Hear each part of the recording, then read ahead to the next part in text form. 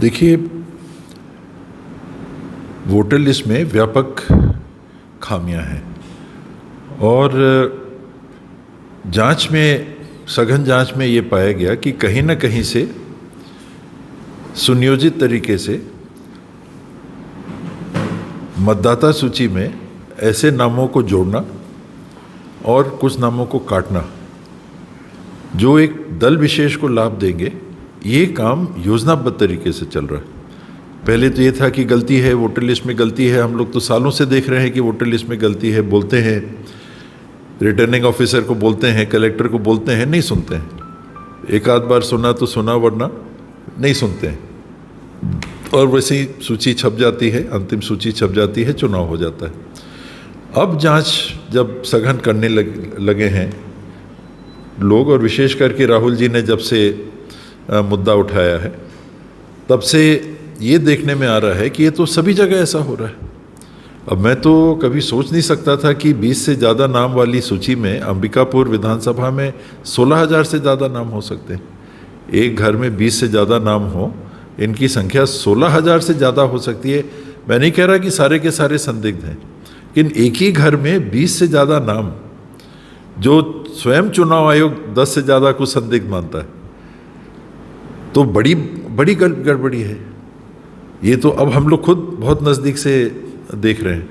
तो ये मुद्दा है। और कल भी हमारी AICC की प्रभारी सचिव जरिता जी आई थी। एक वोट चोर गद्दी छोड़ अभियान चला है, लोगों के हस्ताक्षर हो रहे हैं, तो कल उस हस्ताक्षर अभियान में हम लोग भी सम्मिलित हुए थे। जोशी जी की सोच और बुद्धि सीमित हो गई है, ऐसा प्रतीत हो रहा है, क्योंकि भाजपा को राहुल गांधी के अलावा तो कोई नाम ही नहीं आता है। वो तो रट लिए हैं राहुल गांधी, राहुल गांधी। अगर राहुल गांधी इतने प्रभावहीन व्यक्ति होते तो उतना समय अपना क्यों खराब करते भाजपा वाले। छोटे से बड़ा नेता जो भाजपा का है वो राहुल जी को ही स्मरण करता है। और राहुल जी वो व्यक्ति हैं जो देश की राजनीति में समय के साथ इस रूप में उभरे हैं कि समय रहते जितने मुद्दों को उन्होंने उठाया, विभिन्न राष्ट्रीय स्तर के मुद्दों को, सारे के सारे सही पाए गए। चाहे वो नोटबंदी की बात हो, चाहे GST की बात हो, चाहे कोरोना की बात हो, चाहे जो इलेक्टोरल बॉन्ड की बात हो, आप कोई भी मुद्दा ले लीजिए। जब मतदाता सूची की बात को लेके उन्होंने जब बात चालू की थी तो लोग हल्के से उसको उड़ा दे रहे थे। जब उन्होंने आंकड़े प्रस्तुत किए तो किसी को कहते कुछ नहीं बन रहा है। एक विधानसभा में कर्नाटक की 1,250,000 वोटर ऐसे हैं जिनका नाम नहीं होना चाहिए एक विधानसभा में। वो किसको वोट दे रहे हैं छोड़िए उस बात को, लेकिन सूची तो दूषित है ना, कि नामजद उन्होंने 1,250,000 मतदाता एक विधानसभा में नाम प्रकाशित करके उन्होंने सार्वजनिक कर दिया।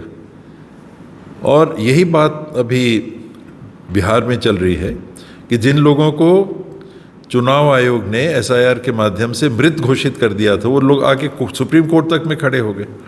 राहुल जी ने मंच पे उनको खड़ा कर दिया। अनेकों जगह लोग खड़े होके बोल रहे हैं हमारा मृत घोषित कर दिया, ये देखिए, ये हमारा एपिक नंबर, ये हमारा नाम, हम जीवित हैं। और आज ये माना जा रहा है कि जो सूची चुनाव आयोग ने निकाली है, बिहार के मतदाता के अनुसार करीब 85 लाख नाम कम हैं। जितने नाम होने चाहिए 85 लाख नाम कम हैं। जैसे महाराष्ट्र में राहुल जी ने जिस बात को रखा था गहन पड़ताल करने के बाद में, कि महाराष्ट्र की वयस्क आबादी, मतदाता होने के संख्या जो महाराष्ट्र में थी उससे ज़्यादा नाम थे।